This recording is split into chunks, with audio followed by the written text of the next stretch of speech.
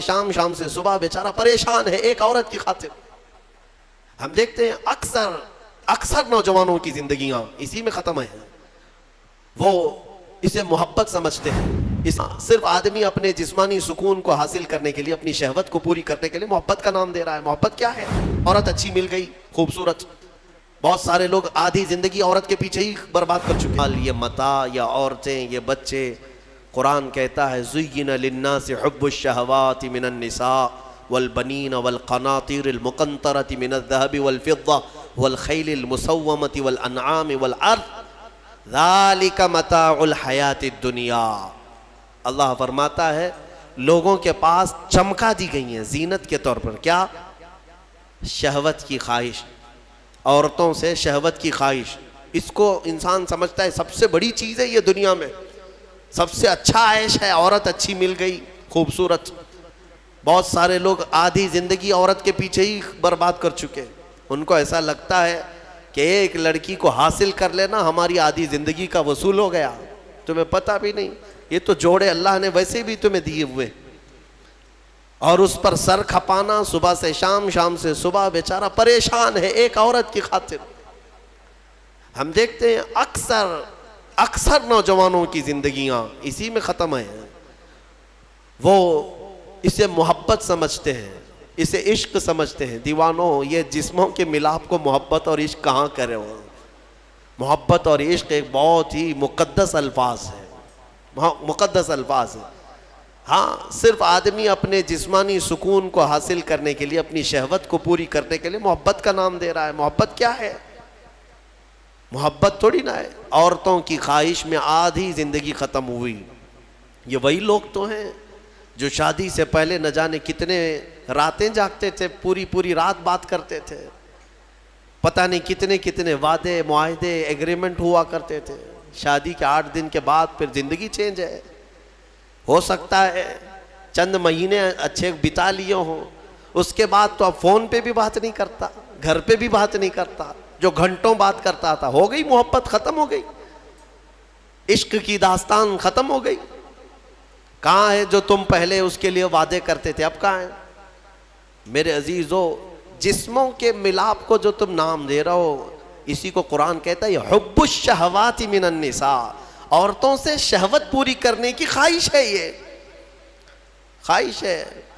اور اس کے بعد اللہ تعالیٰ فرماتا ہے والبنین, اور بیٹوں کے ذریعے سے آدمی فخر کرتا ہے دنیا میں. میرے اتنے بیٹے ہیں, میں اس کے اتنے بیٹے ہیں. عربوں میں بھی یہی تھا, بیٹے پیدا ہوں تو اس پر فخر کرنا. دنیا اس پر فخر کرتی ہے, اسی کو مال سمجھتی ہے.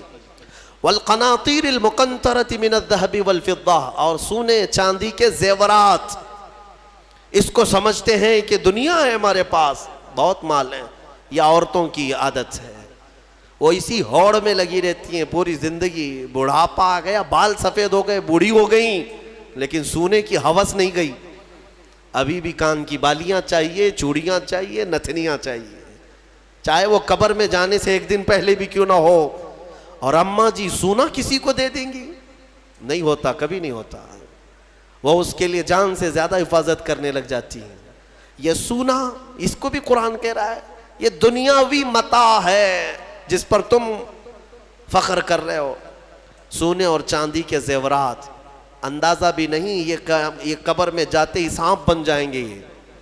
ہاں, اللہ تعالیٰ فرماتا ہے والذین یکنزون الذہب والفضہ, جن لوگوں نے سونا اور چاندی کو خزانہ کیا, جمع کیا, ولا ينفقونها فی سبیل اللہ, جو اللہ کی راہ میں اس کی زکوٰۃ نہیں دیتے تھے, فبشرہم بعذاب علیم.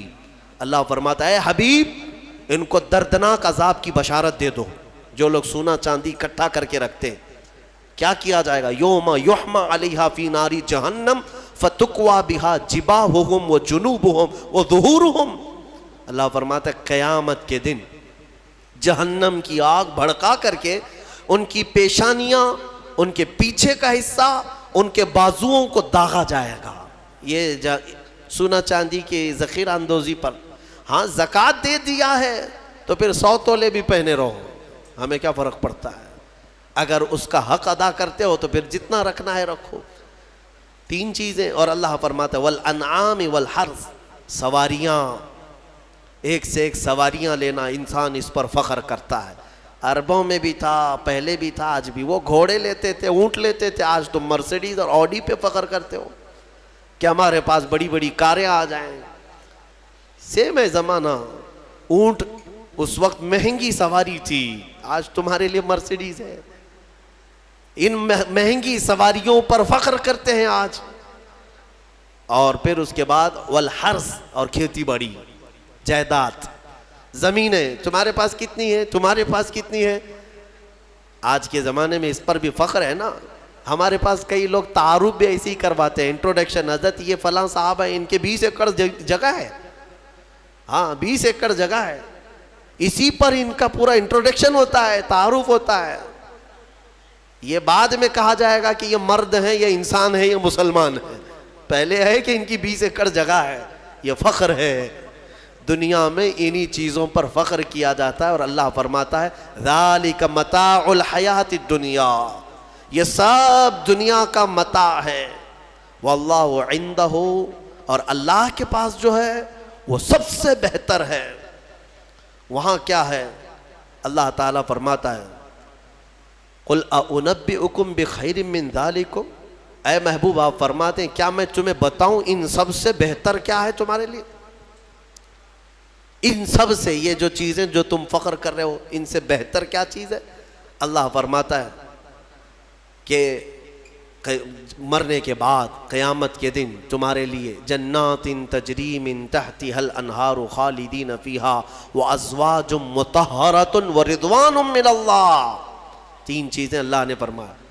تم اگر صبر کر لے جاؤ یہاں پر، وہ باغیچے دیے جائیں گے جن کے نیچے نہریں بہ رہی ہیں، وہاں کی ہوائیں مست، اور کیف و انبساط کی وہ خوشبوئیں تمہیں مست کر دیں گی. پھر کیا ہے؟ وَأَزْوَاجٌ مُطَهَّرَةٌ، پاکیزہ بیویاں دی جائیں گی. پاکیزہ بیویاں جنت میں. ان کے بعد پھر تمہیں خواہش بھی نہیں ہوگی دوسروں سے. وَرِضْوَانٌ مِّنَ اللَّهِ، اور سب سے بڑی چیز یہ ہے کہ اللہ کی رضا دی جائے گی. مولا اگر راضی تو پھر کیا چیز چاہے تمہیں؟ ساری چیزیں تمہاری ہے. اسی لیے میرے عزیزوں، خلاصہ میں اس تفسیر کا اس بات پر کرتا ہوں کہ اس چھوٹی سی دنیا پر جنت کو قربان مت کرنا.